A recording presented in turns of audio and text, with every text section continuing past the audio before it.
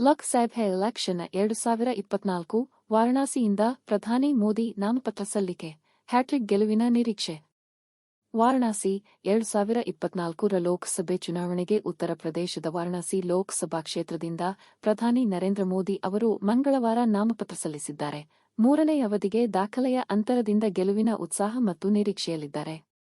ಪ್ರಧಾನಿ ಮೋದಿಯವರು ಪ್ರತಿನಿಧಿಸುತ್ತಿರುವ ವಾರಣಾಸಿ ಕ್ಷೇತ್ರದಲ್ಲಿ ಜೂನ್ 1ರಂದು ಸಾರ್ವತ್ರಿಕ ಚುನಾವಣೆಯ 7ನೇ ಮತ್ತು ಕೊನೆಯ ಹಂತದ ಮತದಾನ ನಡೆಯಲಿದೆ. ಸತತ ಮೂರನೇ ಬಾರಿಗೆ ತಮ್ಮ ಪಕ್ಷದ ಗೆಲುವಿನ ವಿಶ್ವಾಸವನ್ನು ವ್ಯಕ್ತಪಡಿಸಿದ ಪ್ರಧಾನಿ ಮೋದಿ, ಸಂಸತ್ತಿನ ಚುನಾವಣೆಯ ಫಲಿತಾಂಶ ಘೋಷಣೆ ನಂತರ ಮುಂದಿನ ತಿಂಗಳು ವ್ಯವಕಲನ 7 ಶೃಂಗಸಭೆಯಲ್ಲಿ ಭಾಗವಹಿಸುವುದಾಗಿ ಹೇಳಿದ್ದಾರೆ. ತಮ್ಮ ಲೋಕಸಭಾ ಕ್ಷೇತ್ರವಾದ ವಾರಣಾಸಿಯಿಂದ ನಾಮಪತ್ರ ಸಲ್ಲಿಸುವ ಮುನ್ನ ಇಂಡಿಯಾ ಟುಡೆಗೆ ನೀಡಿದ ವಿಶೇಷ ಸಂದರ್ಶನದಲ್ಲಿ ಪ್ರಧಾನಿ ಮೋದಿ, ನನಗೆ ಈಗಾಗಲೇ G7ಗೆ ಆಹ್ವಾನ ಬಂದಿದೆ. ನಾನು ಶೃಂಗಸಭೆಗೆ ತಯಾರಿ ನಡೆಸುತ್ತಿದ್ದೇನೆ. ಪ್ರಮಾಣ ವಚನ ಸ್ವೀಕಾರ ಸಮಾರಂಭದ ನಂತರ ಅಲ್ಲಿಗೆ ಹೋಗುತ್ತೇನೆ ಎಂದಿದ್ದಾರೆ.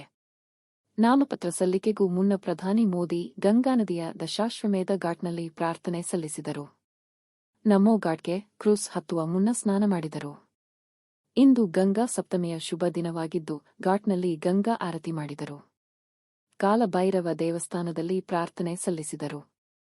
ವಾರಣಾಸಿ ಕ್ಷೇತ್ರ ಭಾರತೀಯ ಜನತಾ ಪಕ್ಷ ಮತ್ತು ಪ್ರಧಾನಿ ಮೋದಿಯವರ ಭದ್ರಕೋಟೆಯಾಗಿದೆ.